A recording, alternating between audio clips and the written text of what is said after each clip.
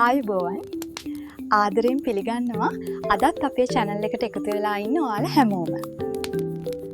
මේ දවස්වල අපි හැමෝම විවිධ ප්‍රශ්න පීඩා සහ කාර්යබහුල ජීවිතයක් අතර ජීවත් වෙන කාලයක් නේද?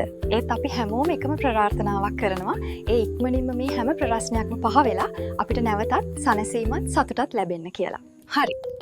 ඔයාලා දන්නවද අද අපි හදන්න යන්නේ මොකක්ද කියලා?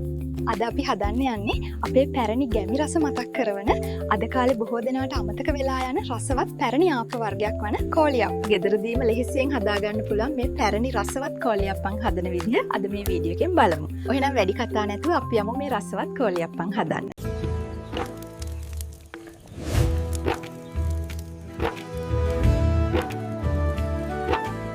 කෝලියප්පන් හදන්න අප පළමුවෙන්න ගන්නවා කැකුළු හාල් ග්‍රෑම් 850ක් පමණ. මේවා අපි ටික වෙලාවක් වතුරට දාලා පෙඟෙන්න තියලා ආප්ප හදන්න ගන්න විදිහටම අඹරලා හරි බ්ලෙන්ඩ් කරලා හරි ගන්නවා. ඊළඟට අපිට අවශ්‍ය වෙනවා ලොකු පොල් ගෙඩියක උකුවටගත් පොල් කිරි. කෝලියප්පන් වලට සුවඳක් සහ රසක් ලබා දෙන්න උදව් වෙනවා.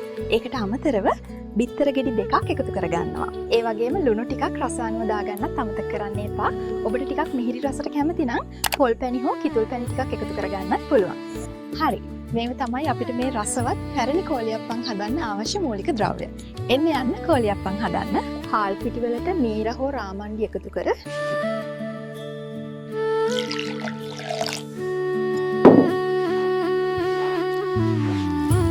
වතුර දමා තලපයක් වගේ පදමට හොඳින් අනා ගන්න. මීර හෝ රාමණ්ඩි හොයාගන්න බැරි ඊස්ට් භාවිතා කරන්න පුළුවන්. හැබැයි නියම පරණ රසය ගන්න නම් මීර හෝ රාමණ්ඩි භාවිතා කරන එක තමයි හොඳම. අපි මේ හදාගත්ත අප්ප මිශ්‍රණය පහුවදා උදේට ගන්න නම් ඉස්සරින්දා රෑ 8ට පමණ හදාගෙන හොඳින් වහලා තියන්න ඕන. දැන් වෙලාව පාන්දර 6යි. උදේ ආප්ප පිස ගන්න වෙලාවට බිත්තර දෙකක් සහ පොල් කිරි එකතු කරලා ආප්ප පුච්චන පදමට නැවත අනා ගන්න.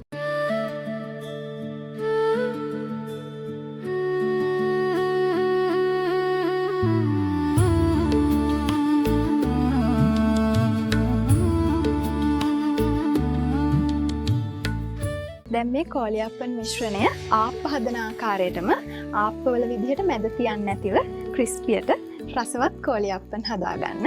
දැන් රසවත් ලෙස හදාගත් කෝලියප්පන් ඔබේ ගෙදර අමුත්තන්ට හෝ ඔබේ පාවුලේ අයට ආදරෙන් පිළිගන්වන්න.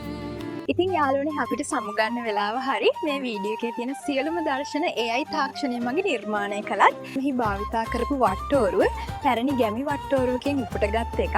ඔබත් මේක හදලා රස බලලා ඔයාගේ අදහස් අපිට කමෙන්ට් එකක් දාලා කියන්න අමතක කරන්න එපා.